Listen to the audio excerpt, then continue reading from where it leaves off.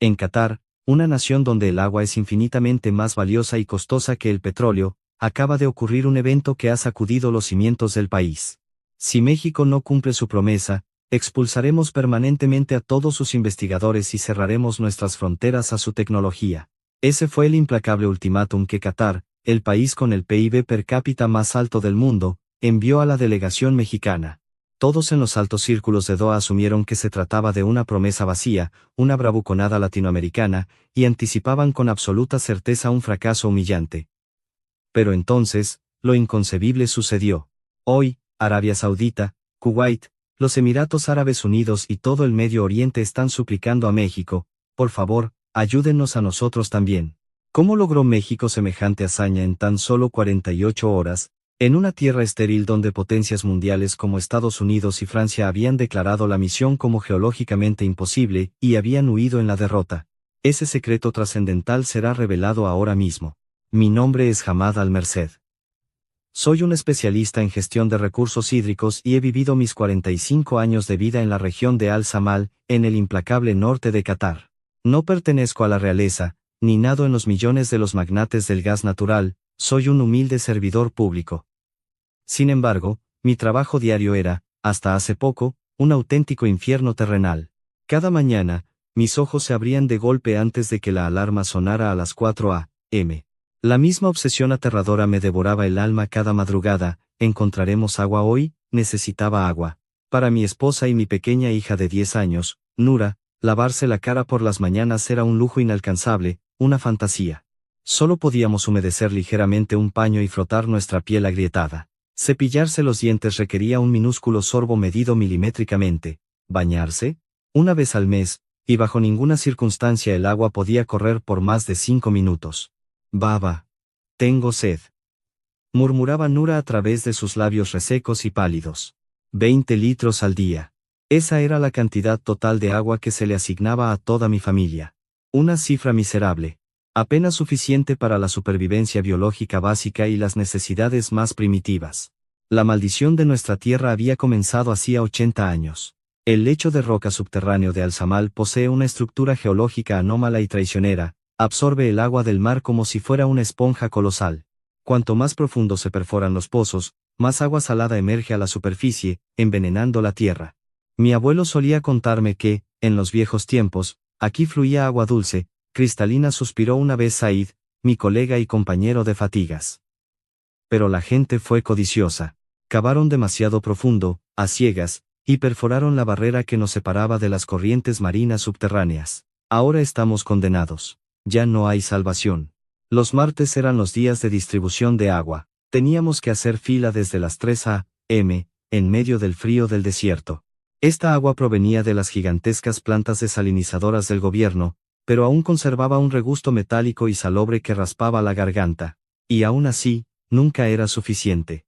Semanalmente, me veía forzado a recurrir al mercado negro. 50 riales por litro, decía el descarado contrabandista de agua, mirándome con superioridad. Un precio exorbitantemente mayor que el de la gasolina más premium. Pero la semana pasada estaba a 40 riales. Protesté, sintiendo la impotencia arder en mi pecho. El agua es más rara ahora, Hamad. Si no la quieres, vete. Hay 100 detrás de ti que pagarán. No teníamos elección. La mitad de mi salario como funcionario desaparecía en el abismo del mercado negro del agua. Hasta que llegó una noche fatídica. Nura regresaba de la escuela bajo un sol abrasador y, al cruzar el umbral de nuestra puerta, se desplomó como una muñeca rota. Nura, Nura, mi niña, grité, cayendo de rodillas, sacudiendo su pequeño cuerpo. No hubo respuesta. Su rostro estaba blanco como el mármol y sus labios tenían un tono violáceo aterrador. Llamé a la ambulancia, pero tardó 40 angustiosos minutos en llegar al hospital. Ese tiempo se sintió como una eternidad de tortura. La niña sufre de deshidratación severa. Necesita fluidos intravenosos de inmediato, dijo el médico, con el rostro ensombrecido por la tristeza y el agotamiento. Y no es solo ella, Hamad. Solo el día de hoy he admitido a más de 20 pacientes por colapsos debido a la deshidratación. Si esto sigue así, comenzaremos a perder vidas. Mirar a mi pequeña Nura postrada en esa fría cama de hospital, con una aguja canalizando suero en sus delgadas venas, hizo que mi corazón se estrujara hasta casi detenerse. Todo esto era mi culpa. Era mi culpa por no poder proveerle ni siquiera un vaso de agua limpia. Esa misma tarde, mi supervisor, el director Khalid, fue a buscarme a la habitación del hospital. Su rostro era un poema de derrota. La corporación francesa también se ha retirado, Hamad. Estuvieron perforando durante 6 meses y finalmente han empacado sus máquinas. Se rinden. Otro fracaso. Decenas de los conglomerados hídricos e ingenieriles más poderosos del planeta habían pisado nuestras tierras y se habían marchado con el orgullo destrozado. Estados Unidos, Alemania, Japón, Israel. Todos llegaron jactándose de su tecnología de vanguardia y todos cayeron de rodillas ante la enigmática y caprichosa roca subterránea de nuestra región. Vivimos en una tierra maldita por Alá, dijo el director Khalid con amargura, mirando por la ventana hacia el polvo del desierto. Tal vez lo mejor sería rendirnos, empacar nuestras vidas y emigrar a otra parte. Pero yo no podía rendirme. Esta era la tierra de mis ancestros, la arena sobre la que Nura había dado sus primeros pasos.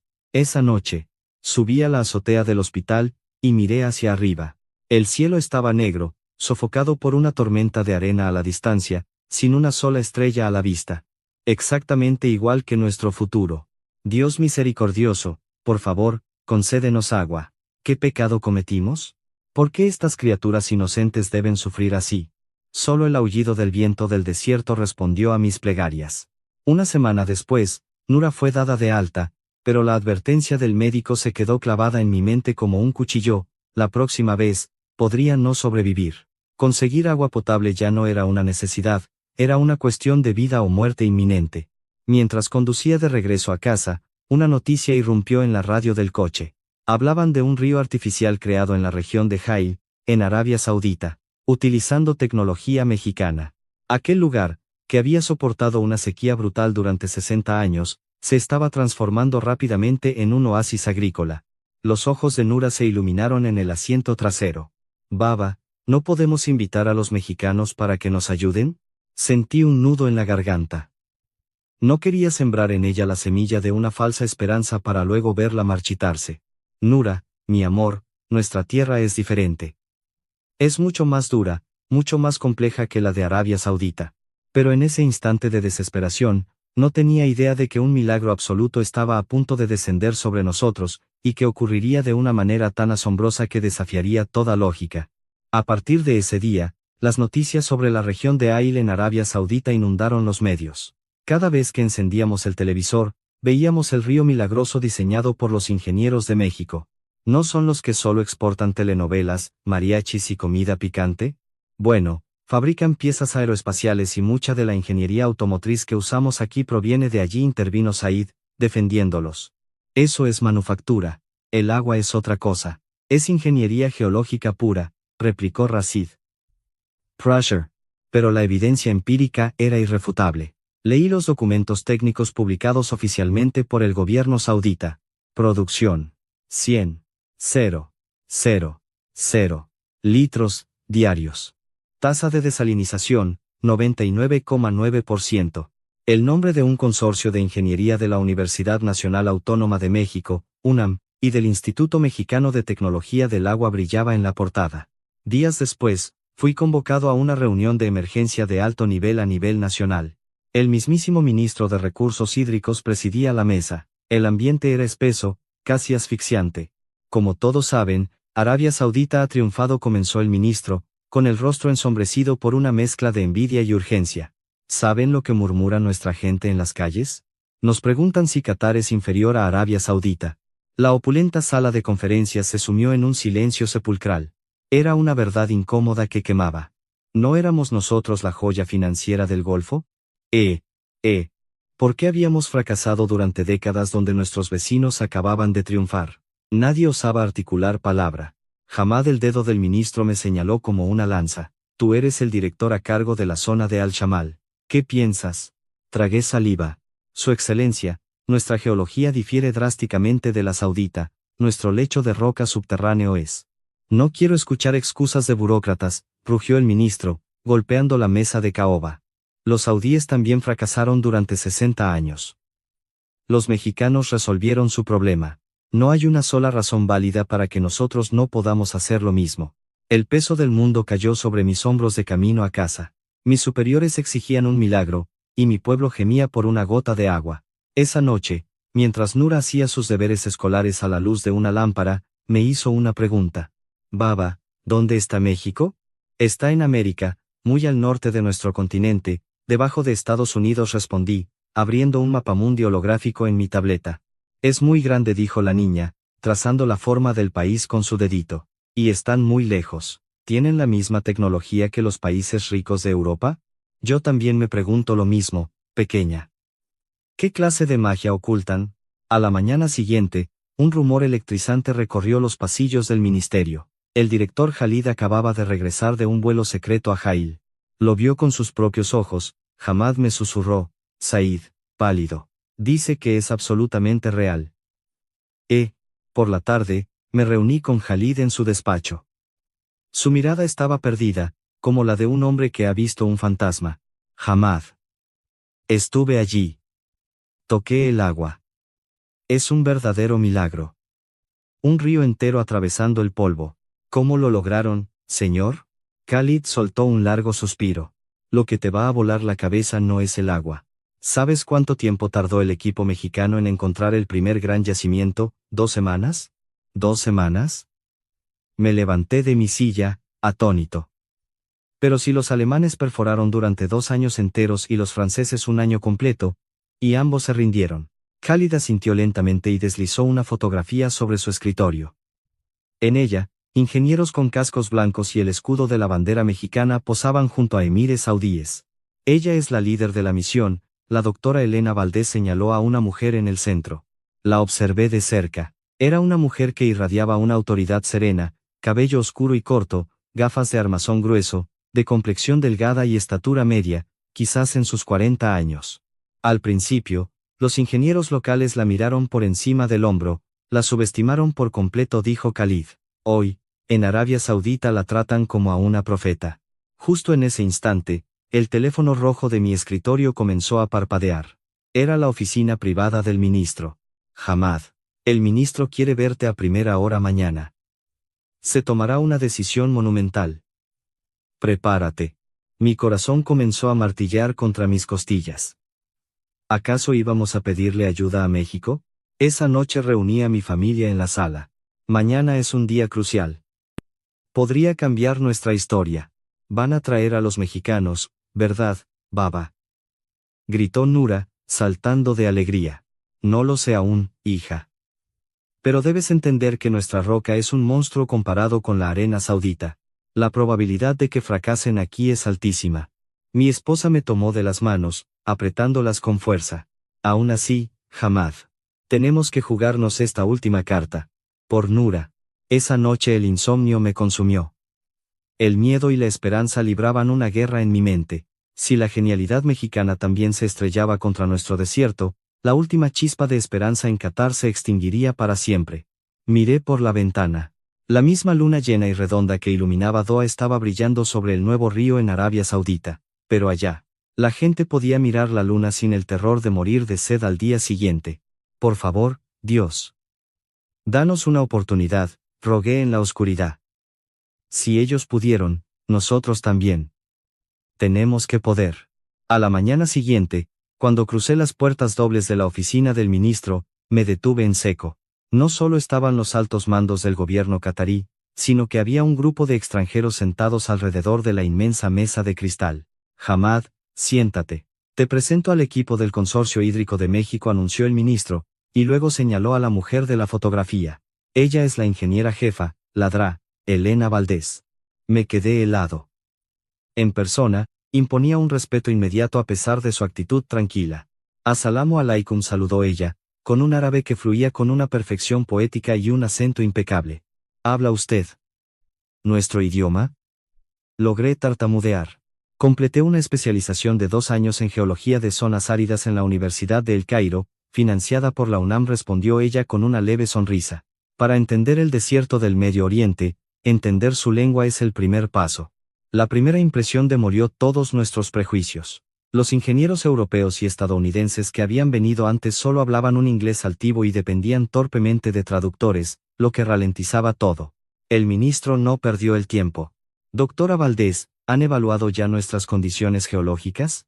Sí. Hemos procesado la data sísmica de la región de Alzamal durante el vuelo, dijo, abriendo su computadora portátil y proyectando un mapa tridimensional en la pantalla principal. ¿Y bien? ¿Cuál es su veredicto? Elena Valdés cruzó las manos sobre la mesa. Para ser brutalmente honesta, su situación es al menos 3 veces más letal que la de Arabia Saudita. La intrusión del agua de mar en su lecho de roca es profunda, caótica y extremadamente agresiva. Los rostros de los dignatarios cataríes se volvieron cenicientos. Entonces, ¿nos está diciendo que es imposible? ¿Van a retirarse antes de empezar?, preguntó un viceministro, sudando frío. Elena sonrió con calma, una sonrisa afilada.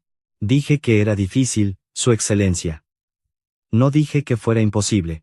En México, bajo la península de Yucatán y en los sistemas kársticos de la Riviera Maya, lidiamos con cenotes donde el agua dulce y la salada coexisten en un equilibrio extremadamente frágil. Conocemos este comportamiento a la perfección. ¿Cuánto tiempo tomará?, preguntó el ministro, inclinándose hacia adelante. A los saudíes les tomó 2 semanas. Pero aquí, toda la sala contuvo la respiración. 48 horas serán suficientes. ¿Qué? El ministro se puso de pie de un salto, derribando su silla. ¿48 horas? Acaba de decir que es 3 veces más difícil que Jail. Y por lo mismo, utilizaremos un enfoque completamente distinto.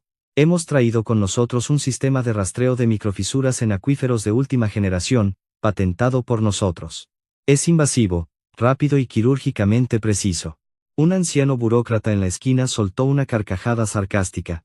Cuentos de hadas latinoamericanos.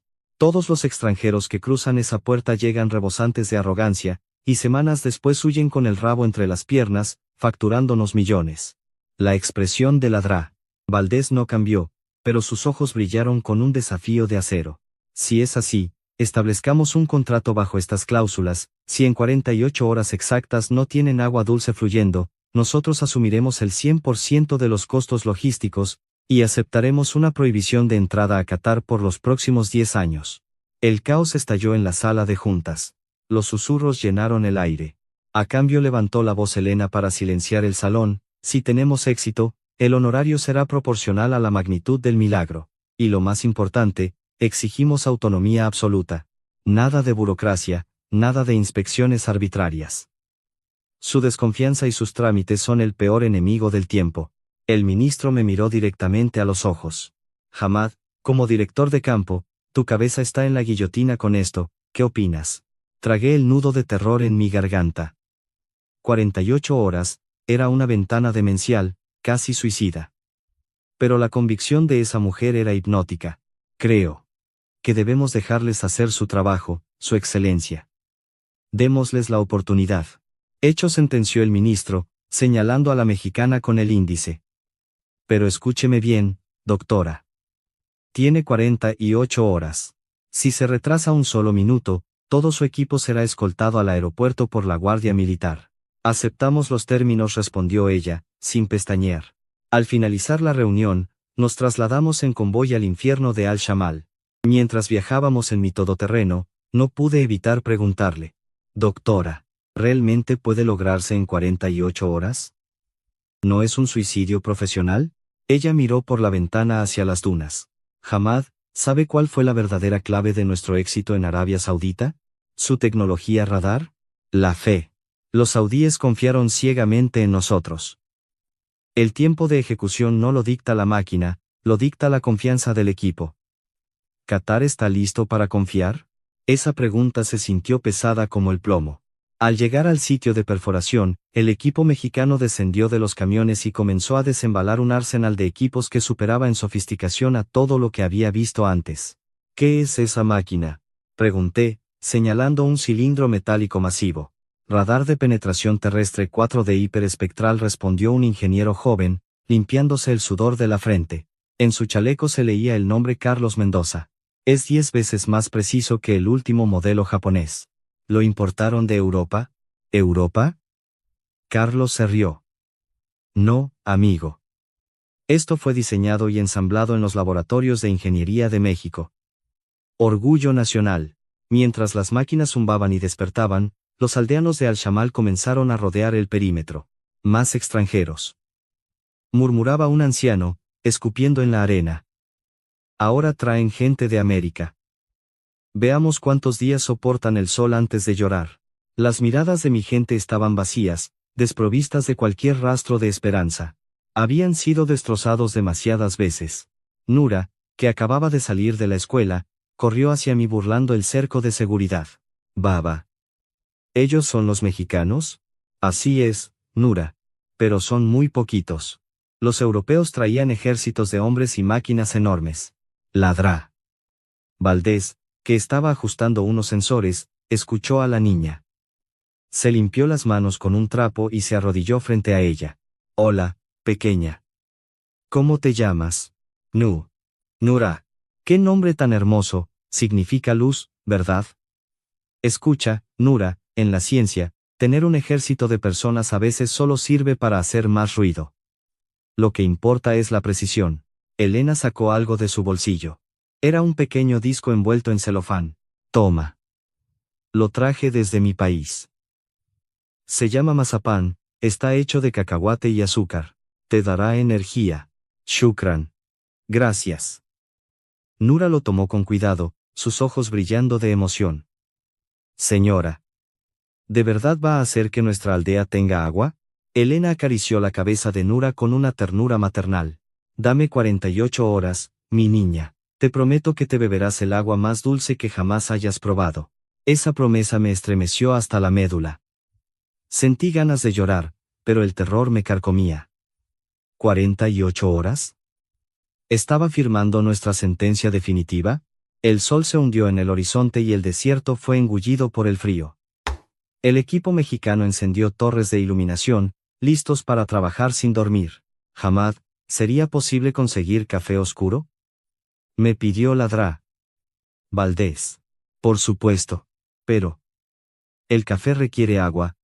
Y el agua es nuestra sangre aquí. Lo sé. Sacrifique 1 litro hoy, Hamad. Le juro que mañana nadará en ella. Esa confianza inquebrantable me helaba la sangre. Apenas empezaban y ella hablaba como si ya hubiera conquistado la tierra. Doctora, sigo sin entenderlo. ¿Por qué se acorraló a sí misma con ese límite de 48 horas? Es una apuesta demente. Elena, calibrando la pantalla táctil de un monitor, me miró de reojo. Porque el ser humano es complaciente, Hamad. Cuando tienes 1 año, te relajas. Cuando tienes 48 horas, la adrenalina purifica el pensamiento. La urgencia es el catalizador de los milagros. Así comenzó la primera noche. Miré mi reloj, 8 p.m. El temporizador de la muerte había comenzado a correr. Las primeras 12 horas fueron una danza frenética de escaneo y sondeo. Los sensores mexicanos disparaban ondas hacia el abismo negro bajo nuestros pies. A las 3 a.m., el ingeniero Carlos pegó un grito. Doctora, Hamad, vengan a ver esto. Corrimos hacia la carpa de monitores. La pantalla mostraba fractales tridimensionales y mapas de calor complejos. Corte transversal a 150 metros de profundidad. Miren esta cavidad. El eco electromagnético. Aquí es. Es una anomalía masiva. La cavidad que, es una anomalía masiva. Entrecerré los ojos. Una enorme mancha azulada contrastaba fuertemente con el rojo del agua salada que la rodeaba. ¿Me estás diciendo que eso es agua dulce? Balbuceé.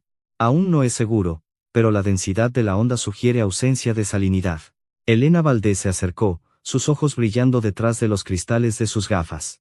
A pesar del cansancio, parecía haber rejuvenecido. Lo sabía. Mi hipótesis era correcta. ¿Qué hipótesis, doctora? La estructura rocosa de Qatar no es una simple esponja calcárea, Hamad, es un laberinto de cavernas colapsadas.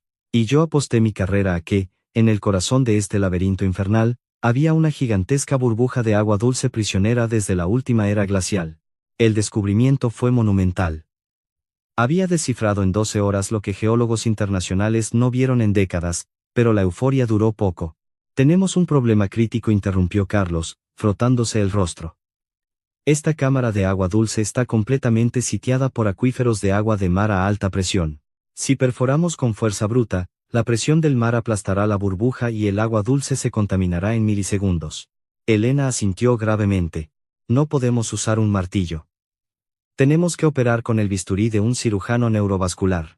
A la mañana siguiente, con el reloj marcando la hora 15, llegaron los problemas burocráticos. Una flotilla de todoterrenos negros del gobierno apareció levantando polvo. «Detengan las máquinas», gritó un inspector engreído, bajando de su vehículo. «¿Quién les dio autorización para este patrón de perforación? No coincide con el protocolo del ministerio. Estamos operando bajo un margen de contingencia, señor.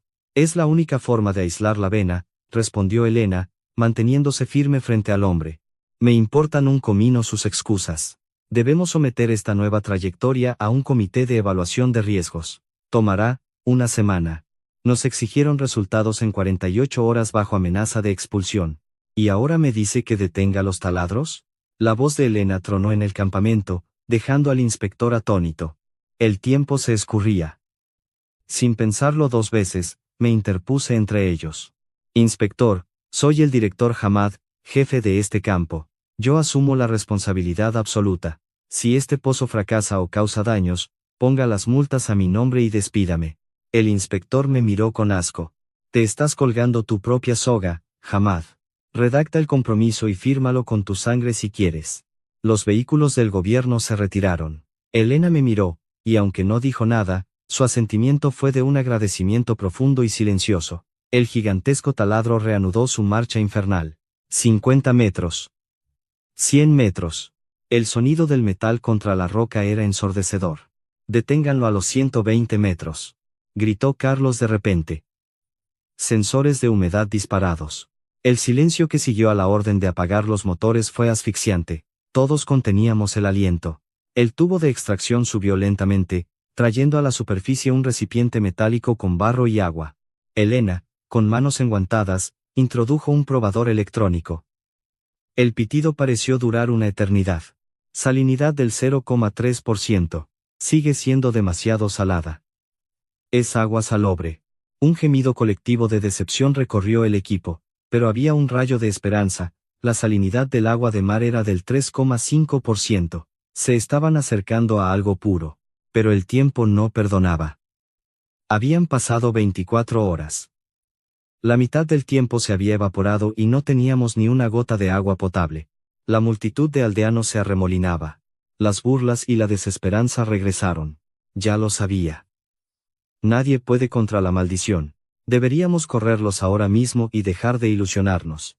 Los ingenieros mexicanos lucían exhaustos, cubiertos de polvo fino, pero sus ojos no perdían el fuego.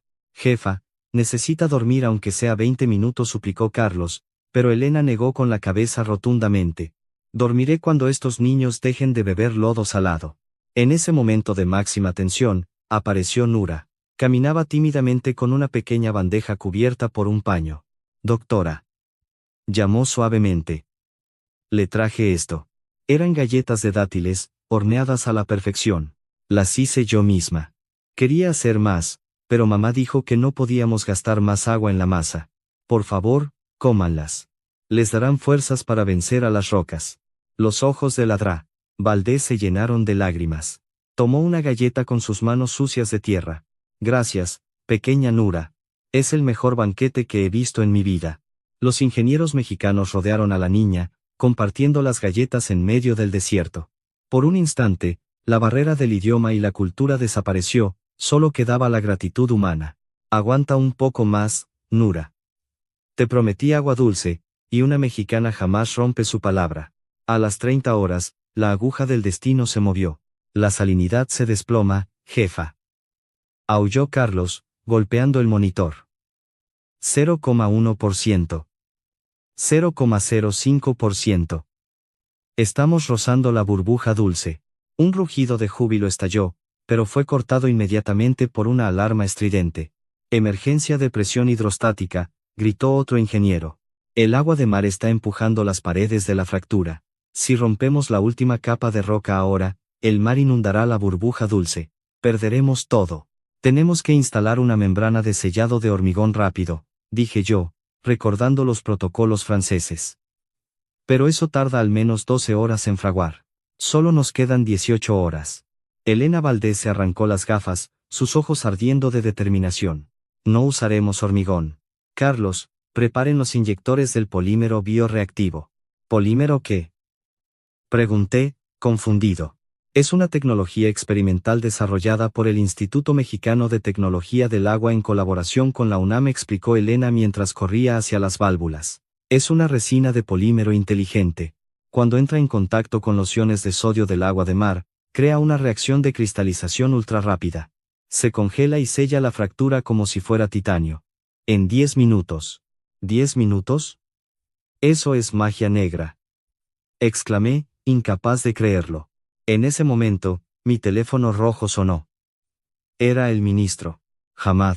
Me informan que el reloj se agota y están a punto de usar químicos experimentales. Si esto falla, no solo estás despedido, te enfrentas a cargos por daño ambiental. ¿Entendido? La presión era titánica. Pero al mirar a ese equipo sudoroso, trabajando en perfecta sincronía, sentí una paz irracional. Creía en ellos. Entendido, ministro. Pero prepárese para beber la mejor agua de su vida mañana. Eran las 10 p.m., faltaban solo 18 horas para el límite de las 48. La noche cayó como un manto pesado. El equipo inyectó el compuesto mexicano a presión extrema. Durante 20 minutos agonizantes, todo quedó en silencio. A las 2 a.m., habiendo sellado las brechas marinas, reactivaron el taladro principal para penetrar la cámara de agua dulce. Todos en el campamento, incluso los centinelas militares, estaban de pie, inmóviles. Presión estabilizada.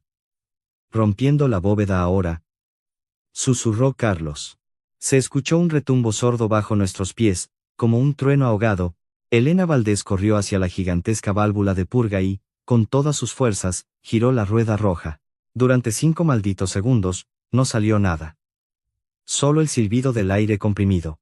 1, 2, 3, 4.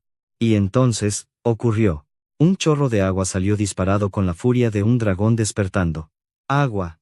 Elena se lanzó al frente, dejando que el chorro golpeara su cuerpo. Con manos temblorosas, llenó un tubo de ensayo y hundió el densímetro digital. Salinidad. 0,01%, gritó a todo pulmón. Agua dulce. Pura como el cristal. El campamento entero estalló. Hombres rudos, curtidos por el sol y el fracaso, se abrazaban llorando. Los ingenieros mexicanos lanzaron sus cascos al aire, gritando de triunfo. Pero la doctora Valdés levantó las manos, exigiendo calma. Aún no celebramos. Hay que medir la sostenibilidad del caudal. Necesitamos saber si es un charco o un océano subterráneo. Durante las siguientes 3 horas críticas, midieron la presión de salida. Para estupor de todos, el caudal no disminuía. Aumentaba. 100,000 litros por hora, anunció Carlos, estupefacto. No tiene sentido. La membrana polimérica hizo su trabajo. Al bloquear la intrusión del mar, la presión natural de la bolsa geotérmica está empujando el agua dulce hacia arriba por sí sola. Es un manantial perpetuo, Hamad. A las 5 a.m., las válvulas se abrieron para consumo. Fui el primero. Llené un vaso metálico. Mis manos temblaban violentamente. Me llevé el agua a los labios. Dulce. Era tan fría, tan dulce, tan pura que sentí que estaba bebiendo la luz del sol. Las lágrimas brotaron de mis ojos y cayeron en el vaso, mezclando mi sal con la pureza del subsuelo. Corrí a mi casa como un loco, derribando la puerta. Nura. Nura, despierta. La tomé en brazos, aún en pijama, y corrí de regreso al pozo. Al ver la enorme cascada artificial fluyendo hacia las cisternas temporales, Nura abrió los ojos desmesuradamente. Baba. ¿Es un espejismo? No, mi vida. S.A.O. Baby. Nura juntó sus pequeñas manos, recogió el agua y se lavó el rostro empapando su ropa.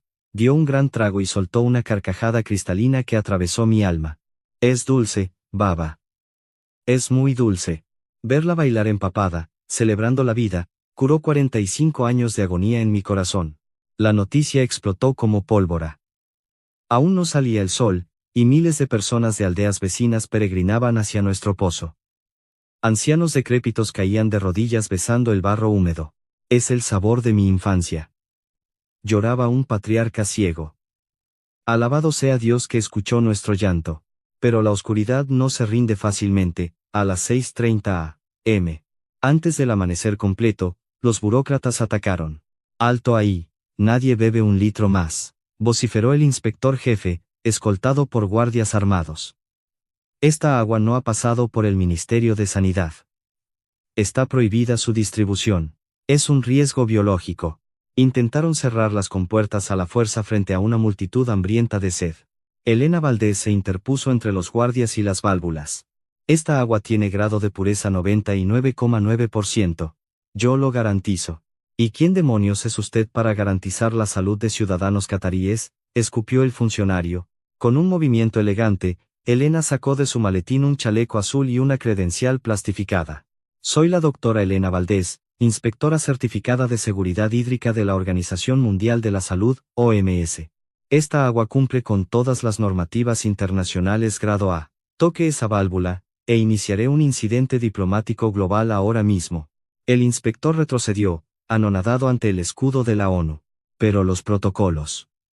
La burocracia de nuestro país dicta que, al diablo con sus protocolos de escritorio, rugió Elena, señalando a la multitud sedienta. Tiene frente a usted a personas que han vivido sedientas por 80 años.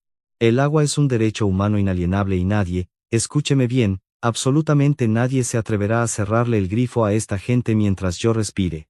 A las 8 a.m., el caos se silenció repentinamente. Una caravana de limusinas negras con banderas diplomáticas se abrió paso. Era el ministro de Recursos Hídricos en persona. Su rostro era inescrutable. Se acercó a la cascada artificial, tomó un vaso de cristal que le ofreció un asistente y bebió. Cerró los ojos por un largo minuto. Cuando los abrió, estaban humedecidos. ¿Esto salió de nuestra propia roca maldita?, preguntó, con la voz quebrada. Sí, Su Excelencia, respondió Elena con calma. Y los cálculos indican que el acuífero es colosal. Bien gestionado, abastecerá a todo Alzamal por siglos. El todopoderoso ministro se giró hacia Elena y, para asombro de todos los presentes, bajó la cabeza en una solemne reverencia. Doctora Valdés, yo dudé de ustedes. Fui arrogante. Les ruego que acepten mis más profundas y sinceras disculpas. Disculpas aceptadas, ministro. Pero nuestro trabajo apenas comienza. Miré mi reloj. Habían pasado 36 horas. Aún nos sobraban 12 horas del límite fatal. El equipo se enfocó en estabilizar las presiones y asegurar el perímetro. Mientras tanto, un milagro sociológico ocurría a nuestro alrededor. Los aldeanos, hombres duros del desierto, comenzaron a cargar pesadas tuberías junto a los ingenieros mexicanos. Las mujeres instalaron fogones improvisados y comenzaron a cocinar gigantescos festines de cordero y arroz para celebrar y alimentar a los forasteros. Una anciana se acercó a Elena cargando un ánfora de cobre oxidado. Esto es una reliquia de mi familia, tiene más de 100 años. Hoy, quiero usarla para lo que fue creada. Elena misma tomó el ánfora pesada y la llenó con agua purísima hasta que desbordó. Que Dios bendiga su tierra y sus mentes, lloró la anciana, besando las manos de la ingeniera mexicana. A las 6 p.m., el milagro se volvió viral. Las unidades móviles de Al Jazeera y otras cadenas internacionales rodeaban el pozo, transmitiendo en vivo. Doctora Valdés, ¿cómo lograron esto en 48 horas en un terreno donde las potencias europeas se rindieron?, preguntó un reportero frente a las cámaras del mundo. Elena, impecable a pesar del polvo, miró directamente a la lente. La tecnología mexicana es crucial, sí. Pero la ingeniería sin humanidad es solo metal frío. Lo logramos porque la gente de Qatar nos abrió sus corazones, porque una niña llamada Nura nos alimentó cuando estábamos exhaustos, y porque la confianza que nos depositaron se convirtió en el verdadero motor de nuestras máquinas. A las 8 p.m., exactamente a las 48 horas, se declaró la victoria oficial. Una multitud de miles en la plaza del pueblo coreaba rítmicamente, Magic, Magic, México, México, México. Esa noche, por primera vez en 45 años, abrí la llave de la ducha en mi casa y dejé que el agua caliente relajara mis músculos destrozados. Lloré bajo el chorro. El milagro existía, y venía con el sello de México. Pero los cuentos de hadas en el mundo real enfrentan enemigos reales. 2 días después de la hazaña, el veneno se infiltró en la aldea. Es un fraude. Los mexicanos nos están engañando para robarnos la tierra. En la asamblea tribal, Rashid al-Mutum, el jeque local más poderoso e influyente, incitaba a la turba con voz de trueno. Razonen, por favor, gritaba Rashid, agitando los brazos. ¿Cómo diablos lograron en 2 días lo que no se pudo en 80 años? Es físicamente imposible. Yo les diré la verdad, trajeron cisternas ocultas, bombearon agua y ahora nos están montando un teatro. Pero el agua sale de la tierra sin parar. Grité yo, tratando de apaciguar a la multitud enardecida. Eso es lo que quieren que creas, Hamad, escupió Al-Mutum. Están buscando contratos millonarios, o peor, quieren perforar para buscar minerales raros con la excusa del agua. Las teorías de conspiración se esparcieron como un virus. Fui corriendo a la carpa de operaciones de la DRA. Valdés. Doctora, hay una rebelión formándose. Al-Mutum está envenenando sus mentes. Para mi sorpresa, Elena estaba tomando un café tranquilamente. Lo esperaba, Hamad. Cuando sacudes un sistema establecido, los que se benefician del caos entran en pánico. Esta es la fase del miedo. ¿Qué haremos? Si la turba ataca las máquinas, habrá una tragedia. Expondremos la luz contra la oscuridad. A la mañana siguiente, Elena ejecutó un plan maestro de transparencia absoluta. Instaló una pantalla LED gigante en el centro del mercado de Al-Shamal. Mostraba en tiempo real, con telemetría directa desde el subsuelo, la cámara magmática, el caudal, la pureza y los niveles de la reserva hídrica.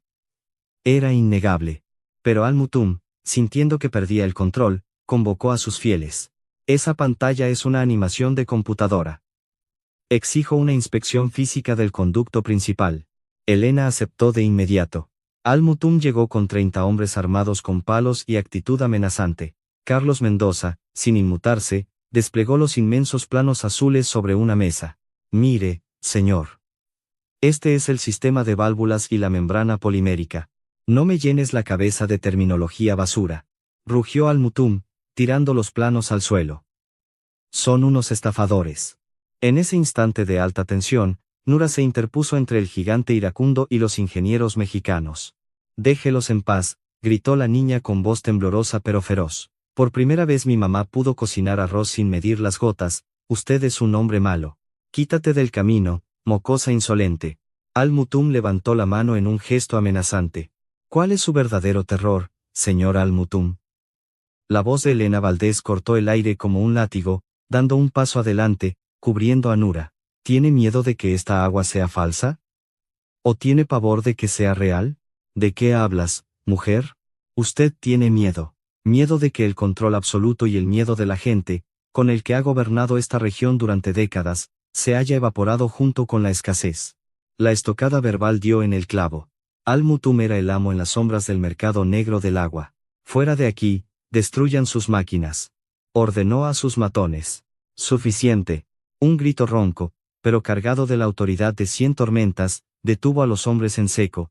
La multitud se partió en dos.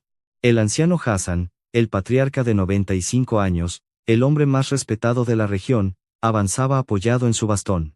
Patriarca Hassan. Balbuceó Al-Mutum, encogiéndose repentinamente, nos están estafando. He vivido 95 años, Rashid. ¿Crees que soy un estúpido que no distingue el agua de la mentira? El anciano caminó lentamente hasta la fuente y bebió del cuenco de sus manos. Se giró hacia Al-Mutum con una furia glacial. Sé todo sobre tus cisternas privadas, Rashid. Sé que controlabas el contrabando nocturno y que obligabas a esta pobre gente a pagar con la comida de sus hijos. La plaza entera quedó en un shock paralizante. El secreto a voces acababa de ser detonado por la máxima autoridad moral. Se acabó tu imperio de polvo, Rashid, sentenció el anciano. Estos extranjeros de América no nos han pedido nuestra sangre, nos han devuelto la vida. La marea se volteó instantáneamente. La turba que venía a destruir a los mexicanos se volvió contra Al-Mutum, obligándolo a huir escoltado y humillado bajo los insultos de su propia gente. Esa misma noche, la Guardia Nacional arrestó a Rashid Al-Mutum. A las 11 p.m., recibí una llamada cifrada directamente desde el Palacio de Gobierno en Doha. Hamad, presente a la delegación mexicana mañana a primera hora. Su Alteza, el Emir de Qatar, realizará una visita de Estado al Pozo. El Emir. El monarca absoluto. Corrí a despertar a la DRA. Valdés con la noticia. Doctora, es el honor máximo de nuestro país. Excelente, respondió ella, frotándose los ojos. Pondremos el caudal en exhibición máxima. Pero al alba, el desastre golpeó. Jefa. Sabotaje. Gritó Carlos Mendoza, cubierto de barro y grasa. Corrimos al panel de control.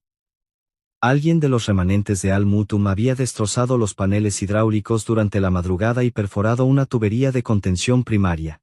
El agua salía a presión en la dirección equivocada, inundando la base de las máquinas. El Emir llega en 4 horas. Entré en pánico. Si ve este desastre, cancelará todo. Lo que presencié en esas 4 horas fue una exhibición de voluntad sobrehumana. Todo el equipo de México, sumergidos hasta el cuello en lodo, soldando tuberías bajo el agua, improvisando bypasses eléctricos, trabajando al borde del colapso físico. Parecían guerreros librando una batalla a muerte. Al mediodía exacto, una inmensa caravana de Mercedes blancos blindados, escoltados por helicópteros, se detuvo frente al sitio. El Emir, vestido con su túnica impoluta, caminó majestuosamente hacia nosotros. El silencio era absoluto. ¿Dónde está la mujer que desafió la maldición de mi tierra?, preguntó con voz grave. Elena, cubierta de lodo en sus botas, dio un paso adelante y se inclinó respetuosamente. Su Majestad, he venido a ver el milagro de México. Carlos activó el sistema central, que acababa de ser soldado 5 minutos antes. Los motores rugieron. El agua se elevó por la tubería principal y cayó como una catarata de diamantes brillantes en la enorme cisterna de cristal construida para la ocasión. El Emir tomó una copa dorada, la llenó directamente del chorro y bebió profundamente. Sus ojos, normalmente severos, se suavizaron por completo. Es sublime. El Emir caminó hacia Ladrá. Valdés y, rompiendo el estricto protocolo real, tomó sus manos entre las suyas. En nombre de la nación de Qatar, mi deuda de gratitud con su pueblo es eterna. Se giró hacia sus ministros y las cámaras de televisión. A partir de este instante, declaro a los Estados Unidos mexicanos como el socio estratégico soberano de Qatar en tecnología hídrica y de desarrollo sustentable. El aplauso que siguió fue ensordecedor. Ese momento quedó grabado en la historia de nuestro país. Esa noche de celebración, me senté junto a Elena, mirando el agua fluir en la oscuridad. Ya puede descansar, doctora. Han hecho historia. Elena sonrió, mirando hacia las estrellas del desierto. El descanso es un espejismo, Hamad. Mañana comienza el verdadero trabajo. ¿Estás listo para volver a pintar de verde todo el mapa de Qatar? Y así fue. Los meses y años que siguieron fueron un torbellino de progreso inimaginable. Con los fondos ilimitados del gobierno, Al-Shamal se transformó de un infierno calcinado a un paraíso verde. 6 meses después, me detuve en una colina a observar la región. Ya no había arena amarilla hasta el horizonte. Se alzaban inmensas extensiones de invernaderos hidropónicos. Baba, hoy aprenderemos sobre química de raíces, me dijo Nura, ajustando su mochila, llena de energía. La niña marchita era ahora la estudiante más brillante de su clase. El gobierno de México había donado laboratorios de primer nivel para la escuela local, y los ingenieros de la UNAM daban clases maestras virtuales todas las semanas a los jóvenes cataríes. 3 años después del milagro de las 48 horas, el mundo entero miraba hacia Al-Shamal. Fui nombrado viceministro de Recursos Hídricos de la nación. Nura, ahora una adolescente de 13 años, entró en mi flamante oficina. Acababa de regresar de un verano de intercambio científico en la Ciudad de México. Buenos días, señor viceministro. Bromeó ella, haciendo un saludo militar cómico. ¿Cómo estuvo tu viaje, mi vida? Fue increíble, baba. México es mágico. Y mira esto. Me mostró un reluciente trofeo. Gané el primer lugar en la Feria de Ciencias Juvenil de la Universidad Nacional Autónoma de México con mi diseño de microfiltración por ósmosis pasiva. Ladrá. Elena dice que tengo madera de ingeniera jefe. Me llené de un orgullo inenarrable. Su sueño ahora era estudiar la universidad completa en México. Esa tarde se celebró el 3er aniversario de la Revolución Hídrica. Delegados de todo el Medio Oriente abarrotaron el auditorio. Las pantallas mostraban las asombrosas estadísticas: 500 granjas hidropónicas operativas, 50,000 nuevos empleos generados, y un 100% de abastecimiento ininterrumpido en el norte del país. Ladrá. Elena Valdés, ahora directora honorífica del nuevo Instituto Conjunto Qatar-México, subió al estrado e hizo un anuncio que hizo temblar al mundo. Con el financiamiento soberano de Qatar y la ingeniería de México, hemos firmado un tratado histórico. A partir del próximo mes, llevaremos e instalaremos esta misma tecnología, de forma completamente gratuita, en 10 naciones del África subsahariana. La ovación puso a los asistentes de pie. Es hora de devolver al mundo el milagro que se nos otorgó, declaré yo, en mi discurso de clausura. Así como México extendió su mano hacia nosotros sin avaricia, nosotros abriremos nuestros pozos al mundo. Al caer la noche, regresamos a la antigua plaza de Al-Shamal, que ahora estaba adornada con una majestuosa fuente flanqueada por cafeterías bulliciosas. Allí estaba el anciano Hassan, que con 98 años de edad se mantenía erguido como un roble. Nos ayudó a enterrar una cápsula del tiempo que se abriría en 20 años. En ella, Nura depositó sus libretas de apuntes llenas de ecuaciones y sueños de ingeniería. He vivido casi un siglo, Hamad, me dijo el anciano Hassan, apoyando su mano temblorosa en mi hombro. Y he aprendido que el agua es la sangre de la tierra, pero la verdadera hermandad humana es el latido que la hace fluir. El puente que México y Qatar construyeron aquí durará más que las rocas de este desierto. Mientras caminábamos de regreso a casa, pasamos por debajo de la nueva avenida de la Amistad Qatar-México. Mi teléfono vibró en mi bolsillo. Era un mensaje de texto de Ladra. Valdés. Amaj. El equipo de avanzada de Kenia aterriza mañana al mediodía. ¿Tienen una crisis geológica en el Valle del Rift? ¿Listo para otra noche sin dormir? Sonreí en la oscuridad del desierto verde, y tecleé mi respuesta sin dudar. La maquinaria está engrasada y el café está listo. Vamos a hacer otro milagro. Lo que comenzó como una desesperada carrera suicida de 48 horas, se había transmutado en un legado de prosperidad para las próximas generaciones. La épica epopeya del agua escrita con el sudor de México y la esperanza de Qatar no era un hermoso final. Era, indiscutiblemente, el nacimiento de una nueva era para la humanidad. Una era forjada en la amistad más pura e inagotable, tan cristalina e imparable como el río que ahora fluía eternamente bajo nuestros pies.